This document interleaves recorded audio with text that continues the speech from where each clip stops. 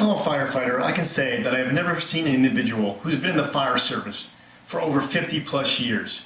Having stated that, although 50 years is remarkable, it's even more impressive to state the history of this next individual, which is full of many illustrious achievements.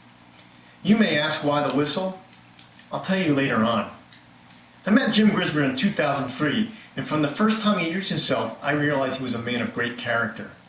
Jim, a Long Island native, had moved to Savannah, and his wife Mary Jane had recently passed away. He showed up at Station 12 one day, and he expressed an interest in volunteering. He spoke about his background as a past fire chief in Lynbrook, New York.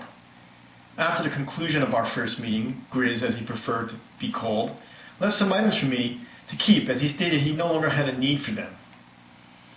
My first impression of Grizz was that he was the type of individual I pictured as a firefighter, with a hearty laugh, a wide smile, and a big heart. Let me tell you a little bit about Jim. He is a University of Georgia graduate and served in the military for several years. His career path took him to the World Trade Center, where he rose to the position of General Manager of Operations, Security, and Safety, retiring in 1997. The one thing that really amazes me about him is how active he is and still is with the fire service and many other organizations. After retiring as General Manager of the World Trade Center, he served 6 years as Director of Properties for the Catholic Diocese of Brooklyn, New York. Since moving to Savannah, he's been active with the following organizations: 7th District Fire Department, where he was our past safety officer and a lieutenant, and is currently serving as parliamentarian.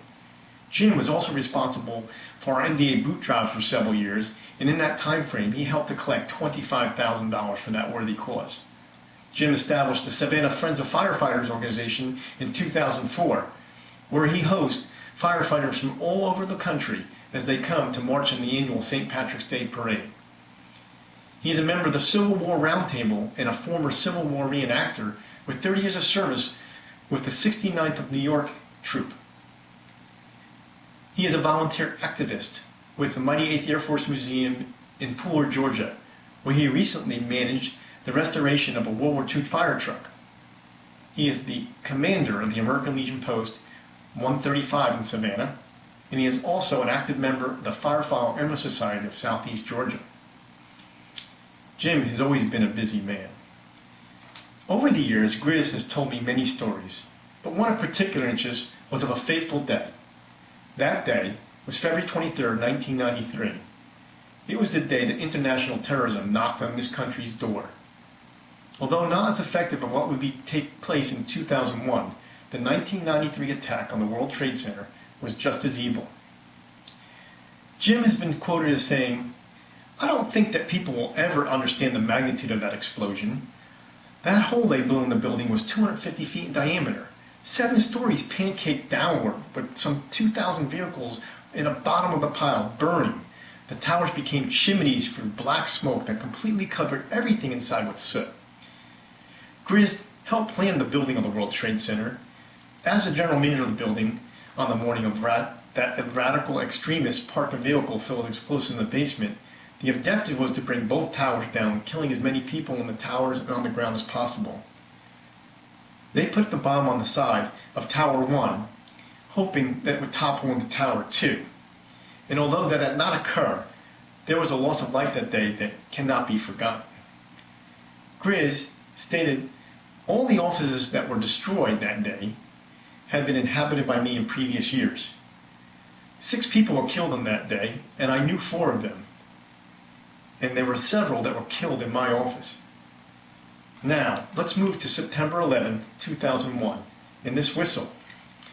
This type whistle saved many lives that day.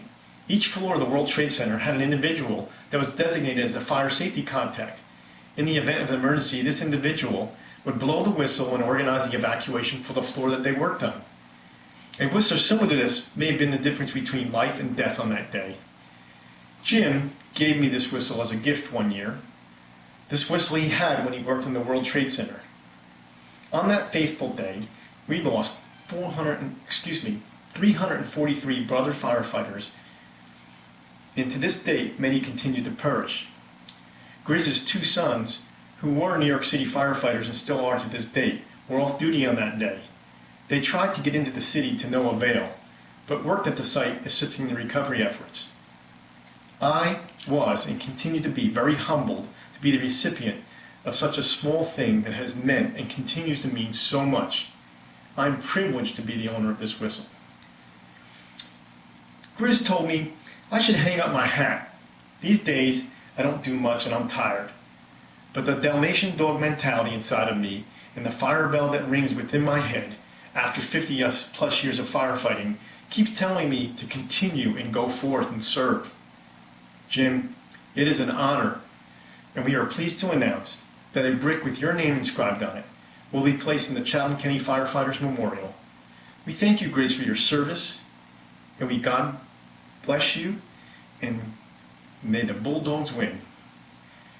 Thanks again, Jim, for everything.